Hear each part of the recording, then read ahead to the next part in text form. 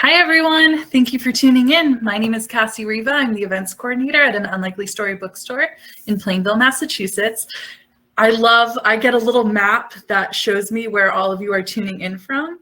And I just love there's people from Australia and Hawaii and Germany, and I just love seeing that. So thank you all for tuning in. Any questions that you have can be written in the question and answer box at the bottom of your screen, or in the Facebook comment section, or right over in the chat. If you'd like to buy the book, click the green button at the bottom of your screen and it'll take you to our website. And when you purchase How to Tell Stories to Children from an Unlikely Story, you're going to get an autographed book plate from the authors while supplies last. Tonight, I am delighted to introduce master storytellers Silke Rose West and Joseph Sarosy. Silke Rose West was born in the small village in southern Germany, where she was raised on a dairy farm and was strongly influenced by the ancient fields and forests and her multi-generational household. Silke has taught kindergarten for over 30 years. In 1995, she co-founded the Taos Waldorf School in New Mexico with 3 other teachers and parents. She now runs an independent forest kindergarten called Taos Earth Children, where she keeps a stress-free environment that helps students and teachers to stay strong and healthy throughout the year by bringing fresh air, movement, and the beauty of nature into the classroom. Silke is renowned in Taos for her puppet shows and storytelling and consults with teachers and schools nationwide. She is also trained in wilderness first aid. Joseph Sarosy is a father and teacher in northern New Mexico who focuses on storytelling, cognitive science, and outdoor education. He is also a freelance writer for Fatherly. In 2019, he self-published A Father's Life, which was a finalist for the National Indie Excellence Awards. Joseph created the Great Dad campaign that highlights great fathers across the nation. And his blog, The Storytelling Loop, has been read by more than 70,000 people worldwide. Joe's time is now dedicated to How to Tell Stories to Children, which now has 19 translations in a beautiful new edition. How to Tell Stories to Children is the perfect guide for parents, grandparents, and teachers to learn how to become great storytellers. This book offers 9 tips to help you create stories that will keep kids engaged and connect with you. So many times when a child asks, "Can you tell me a story?" we hesitate because we don't know where to start. And this book is just a perfect 150-page guide that's going to help you get started and think up some simple stories kids are going to love. Here to tell you more about How to Tell Stories to Children is Silke Rose West and Joseph Sarosy. Hello. Hello. Hello, everybody. Hello. Yeah, thanks for joining us today. Thanks for that beautiful introduction, Cassie.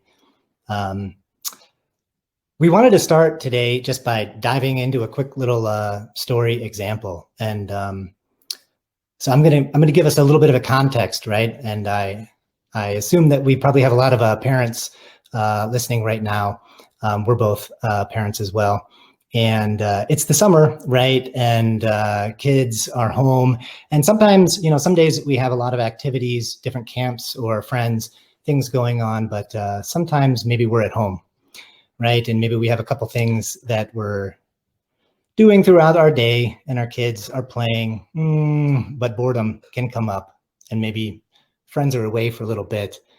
And our kids are kind of wandering around the house, looking for something to do, and continually coming back to us. And so, Silke, I invite you to tell us a story that gives some perspective on that situation. Okay. The children are wandering around the house. I'm like, all right, children, go get me a towel from the bathroom. And they're like, why should we get a towel? We can't go swimming today. That's right. We're going to be at home, but we're not going to be just stuck in these 4 walls. We're going to turn this into a flying carpet. And we're going to sit on it and we're going to sail all the way to the big island in Hawaii. And then we're going to sail to Germany and we're going to sail all the way to Massachusetts. And we're going to see all the magical places where these incredible, beautiful people live. And we're going to wave hello to them and see, I believe there is a story awaiting us. And we will continue from here on. Continue. Yeah. So thank you. That just so just a very brief, short example, right? Now, if we were telling that story directly to our children or some of our students, of course, we would elaborate on that. We're trying to be very brief here because we only have about 20, 30 minutes to share with you. But giving you this example of how when we're telling a story, we're not just telling something that it is creative, it is imaginative. But as you're going to see as we continue to talk throughout, what we're doing is we're paying attention to where our children are, what's going on for them. And we're looking for things in their lives. And sometimes that's objects, sometimes that's events, sometimes that's moods and feelings. And looking for a way to bring story into their lives, into our lives, that can help give them perspective on that moment, but also help give them a future direction for play and activity.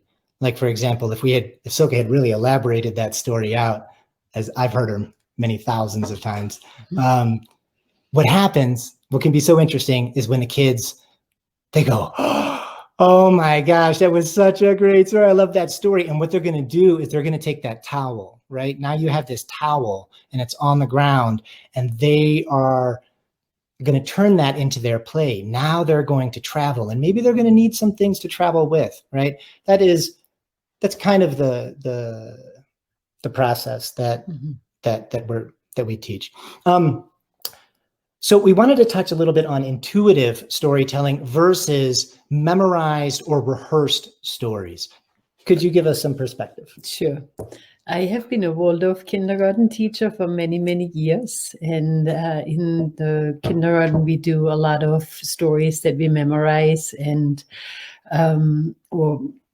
tell. And so when I went into the forest kindergarten, I realized I was in an environment where I didn't necessarily bring out the old fairy tales. I wanted to be present to my surroundings, and I didn't want to carry books. And I started to tell these intuitive stories. And I realized how enriching it was for myself and for the children to tune into the environment around them. And I have always done that throughout my teaching. But there is a very deep connection that takes place through intuitive stories. And I actually was also able to feel into my own being. And when I told these intuitive stories, to see like where I am at and how can I meet these children in the best way. And the intuitive stories have really helped me personally to grow, because you have to go to this ultimate place of trusting that you will find the right story and that it lives in you. And so there is a part of ourselves that comes alive in the intuitive storytelling that is really magical. Okay, can I jump in there? Sure. So I'm Silke is kind of the magic, the wisdom keeper of our team, and I'm a little bit more of the urban, cynical guy. So what I just want to share with this idea of intuitive storytelling, because at first some people go, "What exactly do you mean?" And so what Silke is talking about here is telling a story on the spot. You're making it up. You're making it up. And that is the method that we teach in the book and elaborate upon. And at first, some people go, "Whoa, wait a minute, make it up on the spot. That sounds really hard. That's asking too much of me. I'm not comfortable." And we all know some people who are very comfortable with that, right? And you're like, "Ooh, that person's magic." But it helps to differentiate that, right, from a memorized or rehearsed story, right? And sometimes we are searching for those things, but the reality is to memorize or have a story that you kind of already know, unless you already know it. I mean, really, unless you're like basically a professional storyteller, or you know these fairy tales that you're retelling, it actually ends up being easier to tell a story that you're just boom making up on the spot. It takes courage. It takes that presence, right? But what happens in those moments is magnificent. And so that kind of brings us into our next point. And Silke, maybe you could pull this out a little bit, which is that this is something we really emphasize. when we're telling a story, what we're doing is we're building connection between our child and I and us, whoever it is, right? It's also between adults, also between whoever. But in this context, we're talking about children's stories. We emphasize that over the story itself. Could you share some? Sure. Yeah. So in the moment I tell this intuitive story, there is the sound of my voice. And when I go out into the forest with, like, say, a group of 10 children, that sound of my voice actually tells the children, this is like the mama bear. This is a voice that keeps me safe. It draws me in. I use my voice very carefully, and in the storytelling too, it's like my sound, the sound of my stories wraps itself around the children, you could say. It creates like a blanket. And in this, like the sound of the voice, and then also the presence when I like look at the children.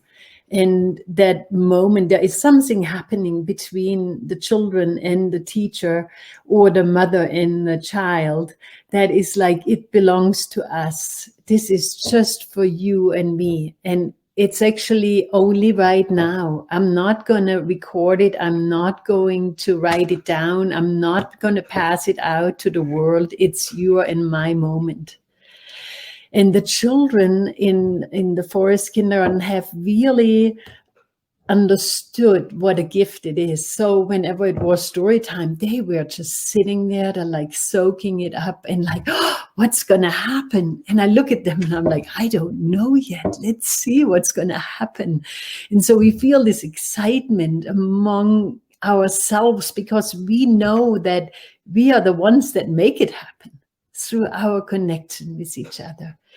And that's a beautiful, beautiful thing. The children feel like they're writing their own story, and it's being given, the voice is given through the teacher or through the parent. And it's an amazing gift, and it is yours to keep, and it's ours to have in that moment. So it also teaches us to be just truly present. I'm here for you. And the children also know in the intuitive storyteller, it's very important to really stay with it so the story doesn't get lost, because the story could get lost. And so we all are holding on to it so that story flow is really coming in. It's very magical. Yeah. Thank you. Silke and I think we've experienced this so many times with our own children, with our own students, and together. Silke and I tell stories together quite a bit. What I want to touch on, and we touch on just a little bit in the book, mostly it's the storytelling magic that Silke really shares. And I think if you've ever told stories with kids, if you've ever had that moment, right? If you've ever sat there, or maybe you've listened, something I love to bring up, can you recall right now a grandparent, or maybe it was your mom or dad, or maybe it was a wonderful teacher or somebody when you were a child that told you stories? Can you remember that person? And then what I'd like to ask you is, do you remember the stories? And you might.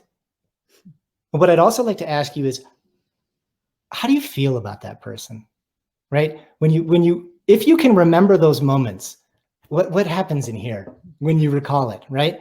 It's really powerful. It's extremely powerful. And so in our book and in our work, we just touch on the science a little bit, because there's this interesting question, right? When we talk about storytelling, it's like most of us think of the story, right? That's what we're paying attention to. Oh, okay, well, what fairy tale or what blah, blah, blah, blah, blah, right? But there's this beautiful and interesting work by a lot of psychologists and actually also evolutionary theorists out there that are asking, why are people telling stories? I mean, why does this happen? Why does this creature do this in the first place, right? And the people who have really dug into that question, what they've discovered is that storytelling is this social tool.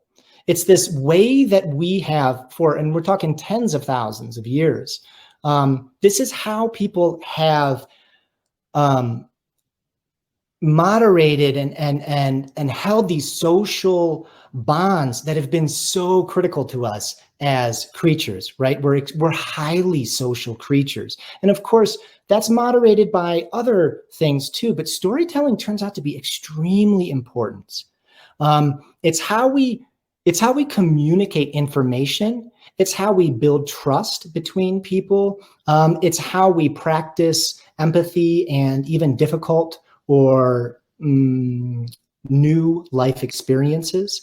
And so when we recall what happened there in that oral storytelling tradition for tens of thousands of years, it starts to understand, we start to get why things like what Silke is describing happen. Why, when we have these storytelling experiences with our kids, we sometimes walk away from that going, whoa, it was a great story.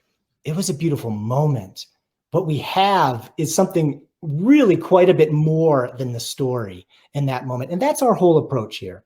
And it's also why, like Silke and we are not professional storytellers. You won't find us on a stage telling our stories. We're probably reasonably good, but that's not the point. That's not the point at all for us. What we want to do is to help you, parents, grandparents, teachers, go, oh, right, this is something people do. This is something everybody does. Everybody has this skill. And when you express it, the connection and intimacy that you feel in your relationships with your own children, it's as precious as almost anything. Yeah. Yeah? Anything to add? Yeah, it's just really the thing of tuning into who you are. And there's not a degree that's associated with it. And it's really that heart connection. And when we do that, the children, they feel that too. If we are trying to, let's say, outdo each other with, oh, I got a better story and a better story, we can lose that. But if you really stay in that place, this is a story I tell from my heart to yours. There is something really beautiful that takes place, and the children know that, and they love those stories. They stay so present, And if in my intuitive storytelling, if I see that the children are not staying present, most likely my thoughts are not staying, I'm not with it. I'm kind of losing a little bit track. I might not be fully focused, and then I lose the children. But if I'm present, the children will stay with me. Yeah. Yeah.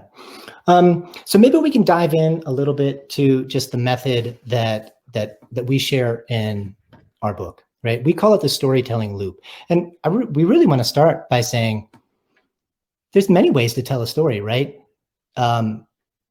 Storytelling is something that it just belongs to humans, everybody. There's as many ways to tell a story as there are people on the planet. So that's obvious, I think. We don't want to present ourselves as saying this is the one and only way to do it. That's not it at all. We just want to help inspire people, and we're grateful when that happens, right?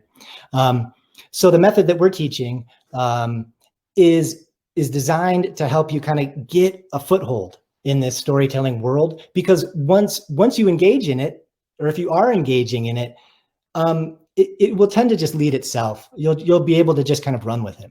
So we'll dive in a little bit. We call it the storytelling loop. And here's what it looks like. You start with something that's in your child's life. It's easy to think of this as an object. So for example, earlier when we started, Silke told this story about grabbing a towel from the bathroom and using it as a flying carpet. So in this case, the towel is your object. It's recognizable, it's physical, it's real, right? But it could be something like an event, something that your children went through. Maybe they went to a soccer game. So soccer, it's not a physical object, but just this idea of soccer. Maybe it could be dinner. It could be food. It could be a mood. It could be this happy moment that you had earlier that day, or maybe a difficult moment, or right? Something that your child will recognize. That's the critical piece, is that your child, when they encounter it within the context of the story, they'll go, yep, I know what that is, right? Could be a doll, their toys, anything like that, right? Now we take this thing or this event and we tell a story that includes it. It doesn't even need to be the main character or the primary thematic element.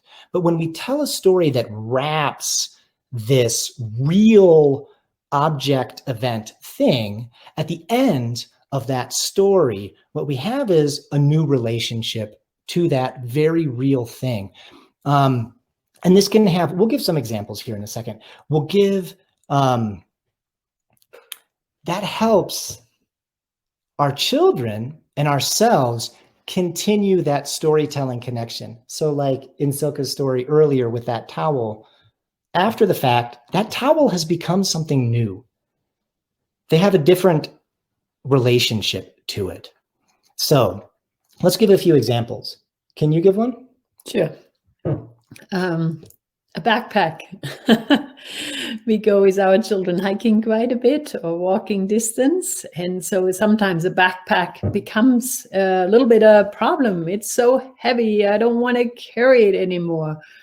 Well, you know, I'll tell you the story of the turtle who had to carry her backpack all the time and said, I was so tired.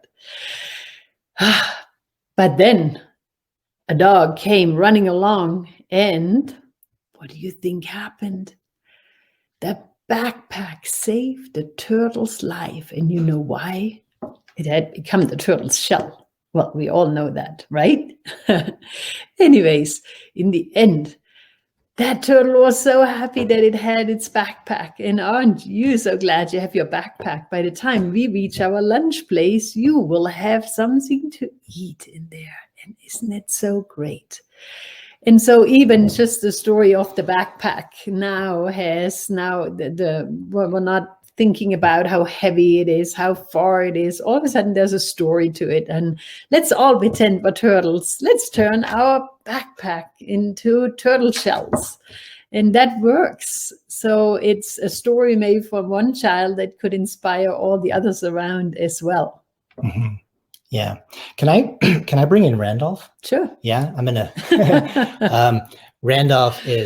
Silke is very talented. This is a little doll, a little gnome that she crocheted herself. And Randolph features a lot in a lot of her stories. So I just want to use this as an example of this is really Silke's, like you could say, toy or doll. But if your child has a favorite stuffed animal, doll, anything, right? So that would be a character that you might draw into your story, and take that character on an adventure. When that happens, that story, it's like it gets planted in a seed in that doll. And your child, depending on ages, right? We address some of the differences of, age specific stories in the book. We don't have time to get into that in great detail here, but especially children 5 and younger are especially in this magic story world. Older too, of course. But when you plant stories in your dolls, in your toys, in your towels, in your umbrellas, in whatever you're telling stories about, your backpack, your child sees with those storytelling eyes, perhaps even more than you do, right? And when they walk around the house and they see these objects, that story continues in their mind. And you're going to find that they're going to come back and ask for more stories about this particular character or thing. And that. So this is the essence of what we call the storytelling loop, right? You start with something real, can be an object, can be an event, a mood, a feeling. You tell a story that incorporates it, it doesn't have to be about it. It's not about explaining it. It can be totally creative and imaginative, not really necessarily having anything to do with the thing itself. But at the end, what it does is your child has a new relationship to that thing. And sometimes it can also really help. It helps bring out our creativity, because I think sometimes parents, we go, okay, I want to tell a story. I want to tell a bedtime story, or I'm with you. I want to do it, but I'm intimidated. I'm scared. I'm not exactly sure how to do it. Where do I start? I need something in my hand. I want to read something. I want to, I want to tell something I already know. I can tell Cinderella maybe. Look for these things in your child's life, right? Just start by observing what is your child paying attention to? That's where the story is at. And also specifically on that day, the day you go at night and you want to tell a story to your child, what happened in the day that might want to be revisited one more time? Perhaps the child did fall out of a tree, and perhaps you'll find a story of a tree. And this time in the story, you create that safety, that the fall that the child had in the day is softened, and all of a sudden the tree becomes this magic fairy tree. And the fairies are telling the story of your little child. They've seen him fall out of the tree and they thought, oh my gosh, what shall we do? So you can also revisit the day and then bring a whole new, a different feeling to it, so that the child doesn't go to sleep and feel like, oh, this was a bad day, I fell out of the tree. So you can actually change even the experience for your child at the end of the day. Mm-hmm. Yeah, that's something we dive into later in the book, right? We start with what we often call whimsical stories, like fun stories, right? That's usually where we're going to start if we're kind of trying to get our storytelling legs underneath us. Fun stories. But once you start doing this and you're in the practice of it, you're going to discover on your own. You're going to realize how soothing, how calming, how connecting this storytelling experience can be. And actually, it's going to become pretty natural to you to start increasing your repertoire, let's say, and addressing, like what Silke's saying, maybe a difficult event, either maybe an injury, maybe a friend who's moved away, right? Silke has done a lot of work around grief and loss and death, both in her school and with other people. Storytelling in that arena, very sensitive, extremely powerful, right? So we're not gonna start there, right? We're probably not ready for that. But by taking those small steps along the way, we see that bigger context of storytelling. That it's not just about fun. It's about intimacy, and it's about helping ourselves and our children process, understand things that are sometimes quite literally like death, unknowable. That's where story can be extremely palpable. Yeah, and I would like to say that if we find ourselves in these very difficult moments, we actually realize that if we have started to tell stories before, that in times when it's difficult, we can fall back on that. We already know. The child has already learned to listen to our stories. If a difficult moment arises, the child knows, okay, I can come and I can listen. And in that story realm, I'm safe, even if I receive a difficult message. And so it is a practice for life. Yeah, practice is the right word. Yeah. That's strongly what we believe, right? It's about, it's easy to encounter fear. I encounter fear. Silke, I believe you also encounter, or anxiety, shyness, discomfort, right? This is normal. This is normal.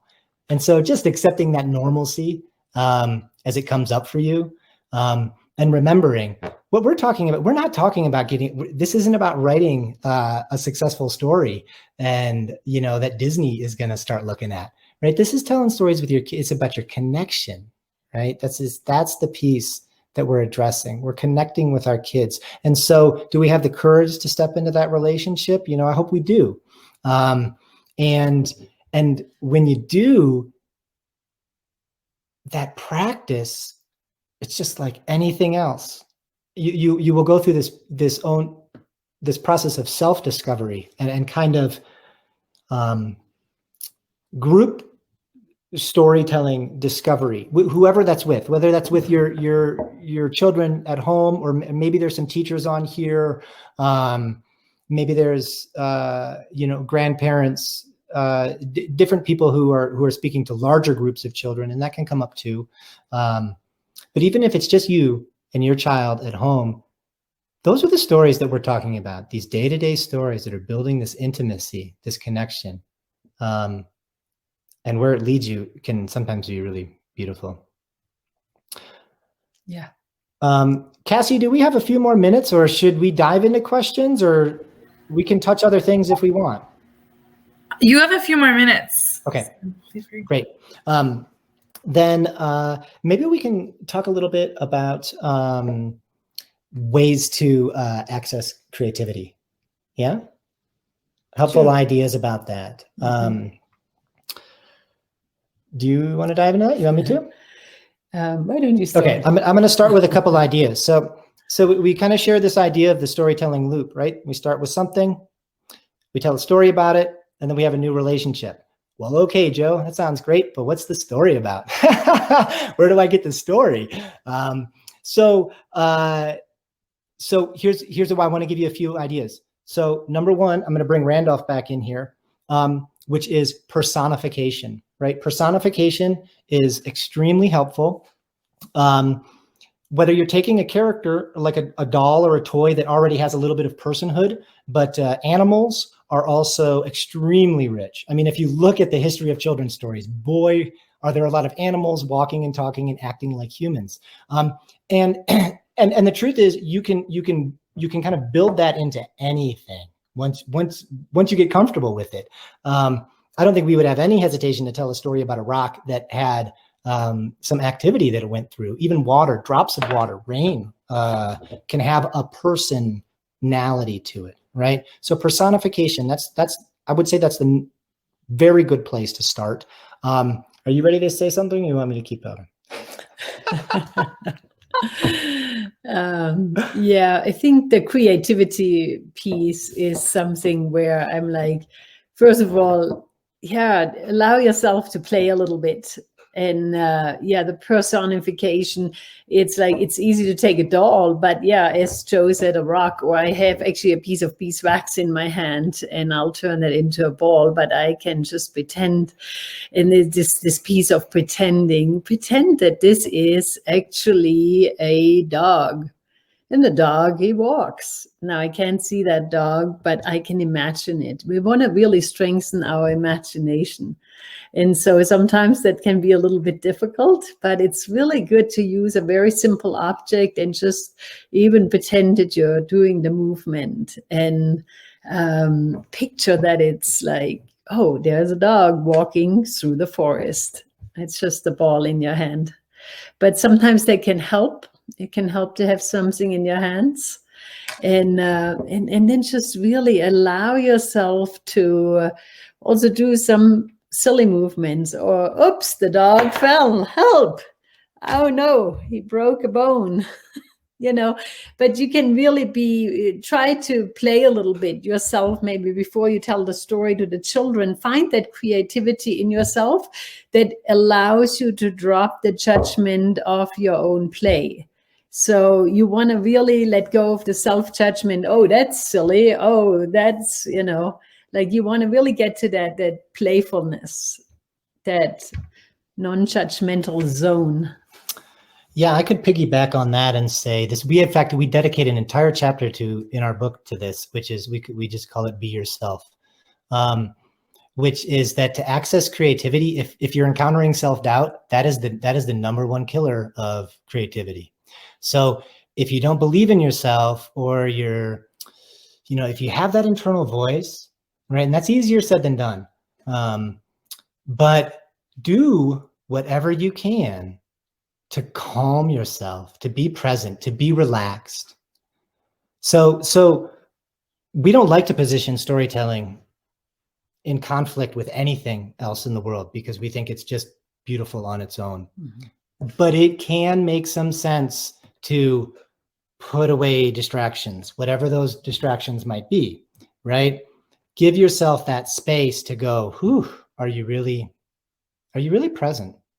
Because we're talking about building this relationship with our children. Well, gosh, if that's what we want to do, then I think we want to be present with them, and when we are, you might picture yourself on that couch. It's like these snuggling moments. Everything else is quiet. Maybe the others are out of the house. You're patient.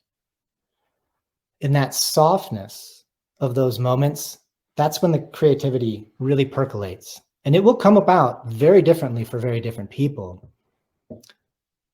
But the best way to destroy that creativity is to be on a time schedule and a crunch with, your different alerts and notifications popping up around you. That's just, whoa, it's going to be hard. It's going to be hard to stay present with yourself in that way. It's going to be hard to access that creative voice. Yeah? Yep. Do you have your phone?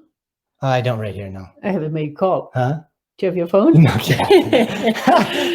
I really asked him because if he would give me his phone, I would turn it actually into a boat for Randolph. And that's the other thing. We can use our technical devices and things, even like the telephone, turn it off and say, well, let's pretend that it's a little boat, and just really be playful with that too, because we are living in a time where sometimes, the children are aware that we spend so much time on the phone or on the computer, and to say, I'm willing to turn this off because now it's time for you. The phone will now turn into a wooden box. And even when you use that image, something changes. The child will not look at the device as something that's going to interrupt. When children go into the forest, they pick up stones and call their parents or pretend they're on the cell phone or text message on the stones. And there's something really beautiful in doing something like that. You're really simplifying. So we can still pretend to text on a stone. But I wonder, are you texting a story? Because on my stone, a story came through, and look, you want to hear what it says? So I can also use that when children, say, pick up a stone and pretend they're texting. I can pick up on that piece and connect and then say, oh, look, I have a stone too. And now there's a story that's coming through. And now I'm telling the story. The stone has now become my object, and yeah. And I also see a couple people writing in, thank you so much, of different ideas of some questions there, but also some ideas about creativity. And actually, I think they tie together a lot. I see Margie, maybe, asking about, do you ask the kids? Well, of course, yeah. I mean, there's just, there's so many ways to tell a story, and telling that cooperative story a little bit with your kids, because some children know exactly the story. We were just with, do you remember Miles yesterday? Yeah. He knew what story he wanted. He was like, I want a story about this character and this person, and this is what they're going to go do. Now go. And, sometimes when that happens, sometimes you're ready for that. But of course, engage with your children. That's, what are they interested in? I also see this, and I think this is a really great question. What about children maybe who are like, no, that's not real. That can't happen. That doesn't work. I mean, that's a really good and interesting question. And how can you work with that in the time and hold it in a space of, I would say, hold it in a space of love, and love for yourself, love for your child in that moment. Right. Well, why can't that happen? you know, and maybe your child has an answer. Well, that's how it is. Oh, okay. Well, then, you know, if you don't want, maybe you're not interested in a story about a dog that talks and goes on some imaginary adventure. Maybe you want a story that's really just about that dog and what it does throughout the day. You need a more, you know, you use those terms, you know, oh, I need a more real story. That's not true, mommy. You know, okay, right? Because that's where we're in this relationship, we're engaged. So if those kinds of things are coming up, I would invite you to listen, lean into it, and try to keep it within that container, and ask those questions. Yeah, where do you want to see this go? Yeah, and if the children ask, is that true? It always is like, what's the age that the child is that's asking? I've been a kindergarten teacher, a preschool kindergarten teacher for so many years. And I had children that would say, well, this can't be true. I'm like, in the imaginary world, it can be true. Everything can be true. You can become in the imaginary world this or that. But if you don't want to go through that door, you don't have to. And just like Joe said, perhaps you would rather want to go into a room where there's a real dog asleep. And so in our storytelling too, you could, if a child is not comfortable going with you in the imaginary, in through the imaginary door, or you yourself as a parent are not comfortable going there. Because if you're going in there just because you think you have to, and you lose your own authenticity, then the child will start questioning and will not want to listen to the story. So you may have to go into the room where the real dog lies asleep, and you tell a story about the real dog. And so you find your own comfort level. And as I said, I always tell the children, you can go through the imaginary door. I also use the word tall tales. And that means if somebody tells a story that's so big that it's like, that can't be true. I'm like, yes, that sounds like a very tall tale. But tales can be very tall. And when they're very tall, they might not be true. And that's for you to find out. So I always leave the space for everyone, for the children, so the children don't have to judge it. So they don't have to feel like, oh, is it this or is it that? No, it is. It just simply is right now. And what do you think? How does that feel? Yeah, I think that would, like what you just said, if those kinds of things are coming up with children, don't get stuck in the push-pull of it. Just allow it to happen, give it space, rather than getting stuck on something like whether it's true or not. And I see some other comments coming up here, even about science and how, and of course, different children will appreciate all different kinds of things. I myself, I think Silke even alluded to that earlier. I'm an engineer, and I've actually studied fairly high level mathematics. And I teach grade school children nowadays. I use storytelling all the time for myself, also for my students. And if you've ever read some of Einstein and people like that, when you look at science and how it's communicated, it is very frequently communicated through stories. That's how it's taught. It's how we understand some of these concepts, because something like the theory of relativity, if you've ever encountered these things, it's almost impossible to understand it on a straight one-on-one kind of logical basis. We need stories, we need metaphor. These are the things that feed us, help us relate to difficult concepts. And so don't get stuck on the idea that, well, there's, some people are really creative and some people are, very no. It's all blah, blah, blah, that's, and if our children give that feedback to us, we hold that in the circle and we look for those stories and those ways that are engaging, because you can tell some fabulous scientific stories. And we address that a little bit in the book too. It's something I encounter all the time because I am teaching those subjects.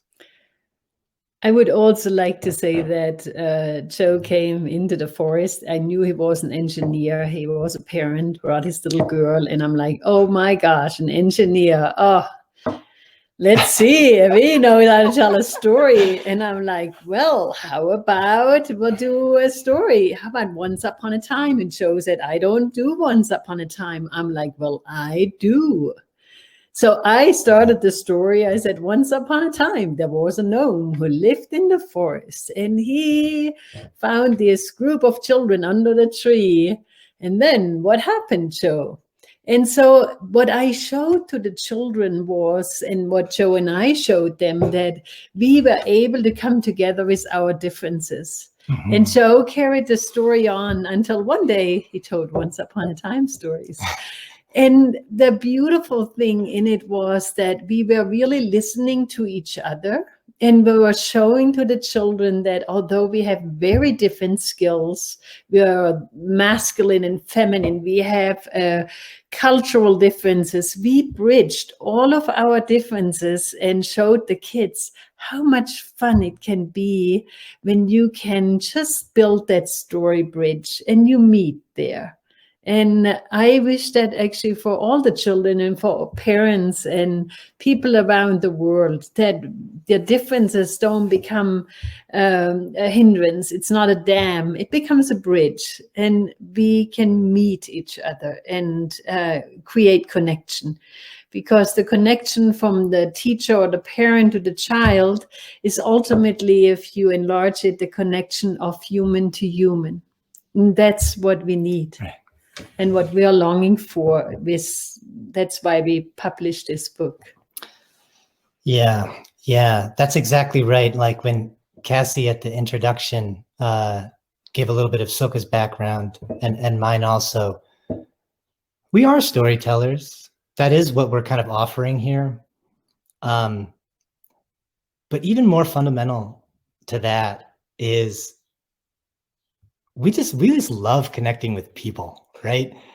And we know that you do too. And yet we're in this modern world, and we just have so much going on. There's so much happening in our lives. And yet when we have those beautiful moments, when you really connect with somebody, and sometimes it's 2 minutes. Sometimes I say this all the time, a 2-minute story. Tell a 2-minute story if that's what you've got. Because when you get that, when you have that moment with somebody, it's like it lasts all day long for you. And boy, talk about what will happen with your kids, because they're paying even more attention. That will just leak into the rest of their lives. Even if the rest of their lives they're doing their homework, or they're busy, or they're bored, or they're whatever. That moment that you took out of your day to say, hey, I'm busy, but I love you. And I'm here. And you know what? I don't even have a good story. I say this all the time. Silke doesn't always love it. I don't even have a good story to tell you. But yes, I will sit with you. I will share some time with you and be present with you. Why? Because boy, I want that, right? I want that connection. So I ask that of myself, I ask it. And this is hard, right? This is where it gets into that hard. It's very personal. It's very intimate. It's very, takes a lot of courage, Boy, good luck to all of you. That's what we would like to just invite you to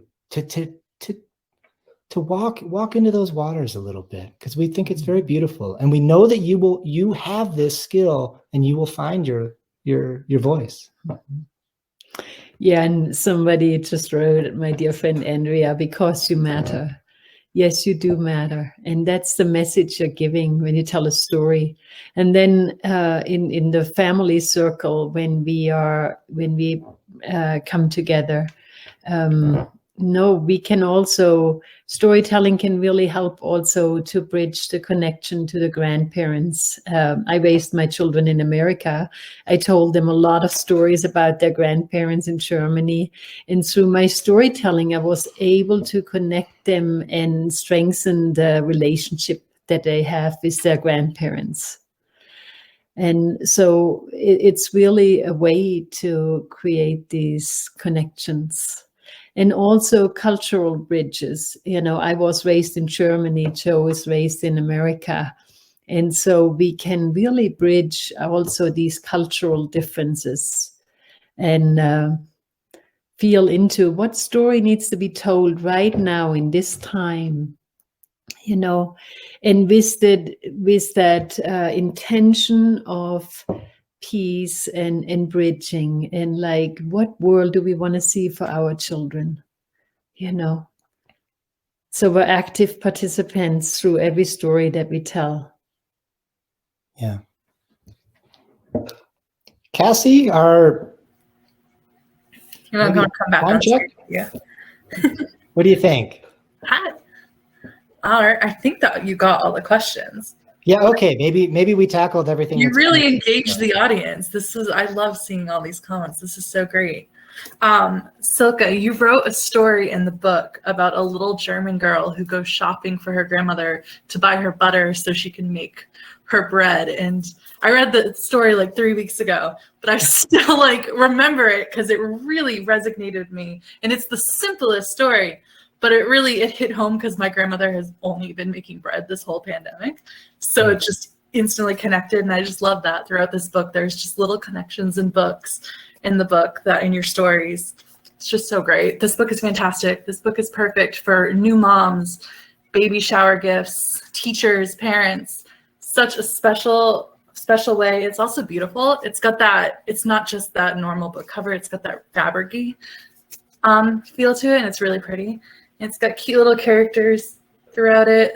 The cover is close up on it because it's just such a pretty cover. So much detail into this book. Click the green button below to support the authors and to support our small independent bookstore. This book is amazing. You guys are amazing. I could listen to you talk all night. It's so fun. Hey, Cassie, I'm going to maybe put up here. I don't know if everybody can see this. If you're interested, please do check out the book. This is our website.